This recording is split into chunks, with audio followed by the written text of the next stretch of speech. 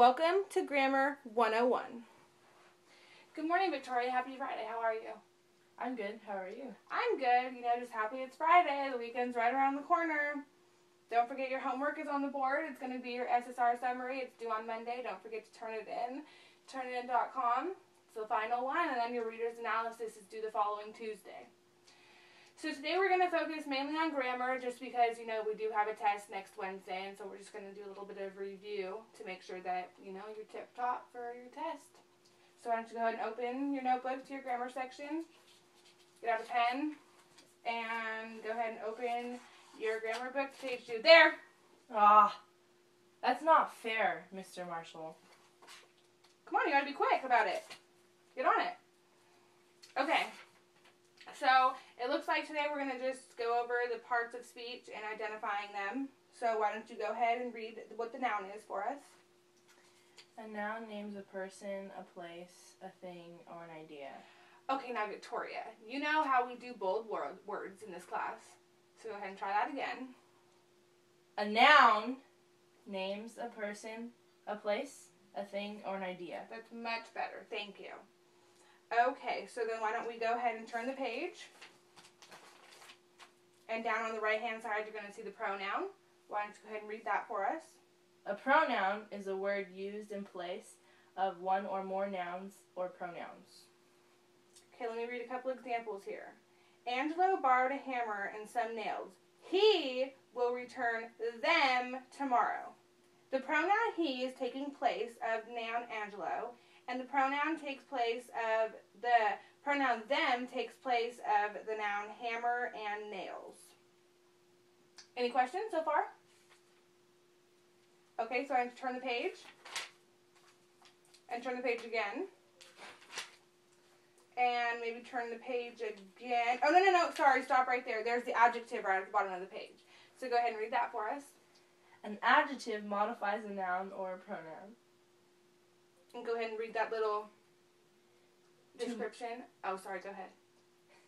To modify means to describe or to make more definite the meaning of a word. Adjectives modify nouns or pronouns by telling what kind, which one, how many, or how much. Very good. So kind of just like a describing word, to describe the noun is kind of what it seems like. Okay, and then we're going to skip to page 13, and we're going to review the verb. Go ahead.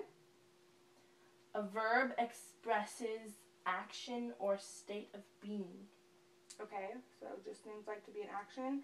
And it looks like down here at the bottom of the page, or maybe as you turn the page. Yeah, it's kind of looking like it's on both of them.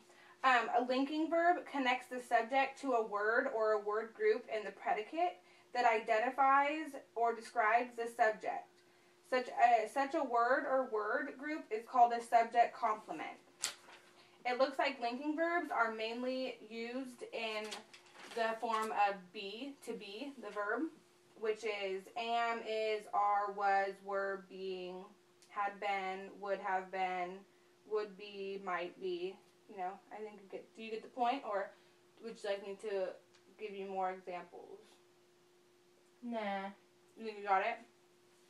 Okay, so why don't we skip to the next page, page 17, and right at the bottom right hand, the adverb. Me again, Mr. Marshall?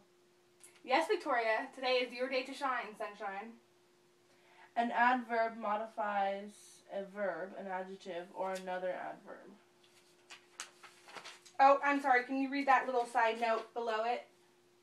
An adverb tells how, when, where, or to what extent, how much, or how long. Okay, and go ahead and write that down in your notebook. Let's see. And how are you? You're pretty good with that, right? Those basic parts of speech. You're pretty good with it? Yep. All right. So it looks like the next thing that we're moving on to is page 21. There. Too fast. Maybe next time. There. Too slow. Okay, so it looks like we're going to, it's on page 20. We're going to be learning about the preposition. Now this one's a little bit tricky. Go ahead and read that for us there in the red. A preposition shows the relationship of a noun or a pronoun called the object of a preposition to another word. Perfect. Okay, so can you please read us some of those commonly used prepositions in the blue box there on page 21? About, above, across, after, against, along, among, around, as, by, down, during, inside, into, outside, until, unto, up, without. Okay, so when I was learning grammar, prepositions were always a tough one for me to, grasp the concept of. So I have a little trick that I'm going to share with you. If you just think of an airplane and a cloud, that's a perfect way to remember what prepositions are, because the airplane can be above the cloud, it can be around the cloud, it can be outside the cloud, over the cloud, underneath the cloud. So if you just kind of, you see a bold word and you're like, oh, I don't know what that is. If it works with the airplane and the cloud, it's preposition.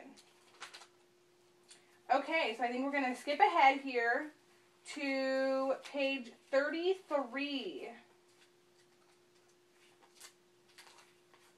There. Oh, you beat me to it. So the subject and the predicate. So the subject and the predicate, can you go ahead and read that for us?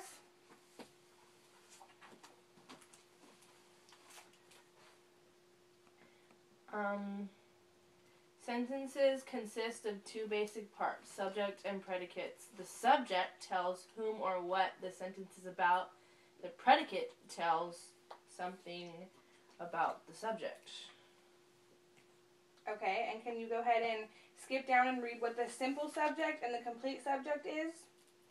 The simple subject is the main word or word group that tells whom or what the sentence is about. The complete subject consists of the simple subject and the word and any word or word group used to modify the simple subject. Okay, simple subject. The coach of our hockey team used to play professional hockey. Complete subject. The coach of our hockey team used to play professional hockey. Do you see the difference there? Yes. Okay. So, let me see what time it is. Okay, so let's go ahead and go to page 39. Direct object should be right down there on the right-hand side. Go ahead and read that for us. A direct object is a noun, pronoun, or word that tells who or what receives the action of the verb or that shows the result of an action. Perfect. And that little side note right there? A direct object answers the question whom or what after a transitive verb.